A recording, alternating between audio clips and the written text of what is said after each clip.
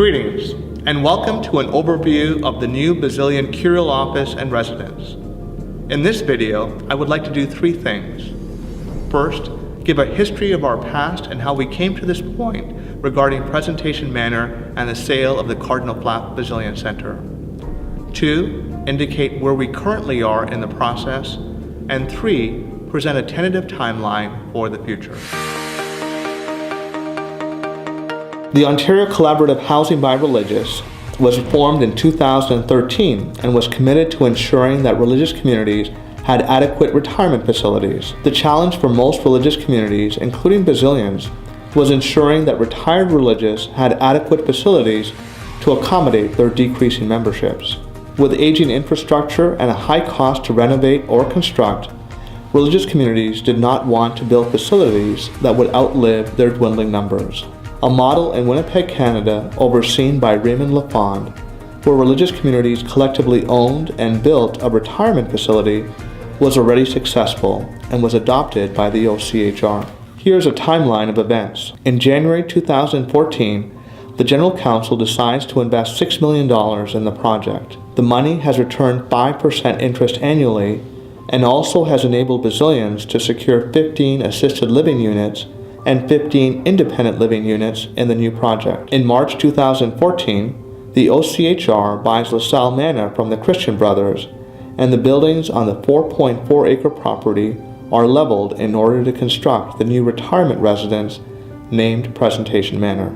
In March 2016, the General Council decides to invest an additional $10 million in the project as a means of securing better lending rates of interest from the National Bank of Canada. In March 2017, the General Council explores the possibility of selling the Cardinal Flap Basilian Center to the Toronto District Catholic School Board and the University of St. Michael's College, but both ventures ultimately failed to materialize. In September 2017, the CFBC is appraised between $45 and $52 million, but the appraisals indicate that much will depend on zoning restrictions. In January 2018, the General Council signs a contract with the Daniels Corporation, which means the property at 95 St. Joseph Street is sold, but the price is still to be determined. I'm going to repeat that phrase because it's an unusual statement. The property at 95 St. Joseph Street is sold, and the price will be determined in the future. The final price will depend on what types of redevelopment are allowed to occur on the property, which can only be determined after zoning and heritage society restrictions are addressed with the City of Toronto. In October 2018, the votum approving the sale of the property is obtained from Rome. In November 2018, 27 Basilians move into Presentation Manor, 13 into assisted living, and 14 into independent living. Father John Reddy is the superior, and Father John Mallow is the assistant superior of the newly established Basilian Fathers of Presentation Manor. The Basilian Fathers currently have two very significant partners in the redevelopment of 95 St. Joseph Street. One partner is John McIntyre, principal of Cresa Toronto Brokerage, who is assisting us with the redevelopment. The other partner is the purchaser of the CFBC, the Daniels Corporation, who are not only skilled at envisioning projects, but are equally skilled in navigating the zoning and bylaw process in the City of Toronto. In preliminary discussions with the City, it appears that the front facade of the Flap Center will need to be retained in the final design, as well as the chapel, which will be repurposed. The following designs are all depicted looking at the CFBC from the south, or in other words, looking from the back entrance to the CFBC. The plans are very tentative and will depend on City zoning approval, but the current plan calls for a high-rise condominium on the west side of the property, a mid-rise residence for student housing on the east side, and Basilians retaining 20,000 square feet of space in a reconstructed four-story building that fronts St. Joseph Street.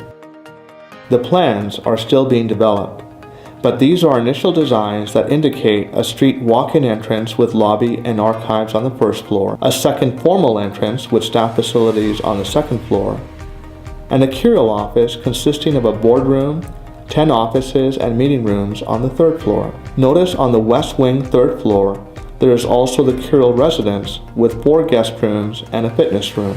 Finally, the fourth floor is totally dedicated to the curial residence, with a dining room with a retractable wall and outdoor terrace, a lounge, kitchen, laundry room, media room, 8 bedrooms, and a chapel. Overall, there are 12 bedrooms in the curial residence, 8 dedicated bedrooms, and 4 guest bedrooms. Please realize that these plans are still being developed, but we wanted you to have a visual sense of what our thinking is currently. So what does our future look like? The City of Toronto still needs to finalize zoning and determine heritage restrictions, which will give Daniels the permission it needs to start the redevelopment process. With our best estimate that this will all be done by the summer of 2021. By then, we will have a final sale price and demolition of the property can occur. Following demolition, which will not take long, the best estimate is that it will take another 3 years to enter into a brand new building. So we're looking at occupation of a new curial office and residence in the summer of 2024. Therefore, the curial office will need to be temporarily relocated from 2021 to 2024. Thanks very much for your attention during this presentation, and a special thank you to the conferers formerly of Orsini House and Anglin House who have undergone the most change throughout this process. Much like any other construction project, I cannot stress enough that all the images and timelines presented are very tentative and probably will change. I will inform the congregation of changes from time to time so that we may move forward together with hope as we establish new routes at 95 St. Joseph Street. Thank you.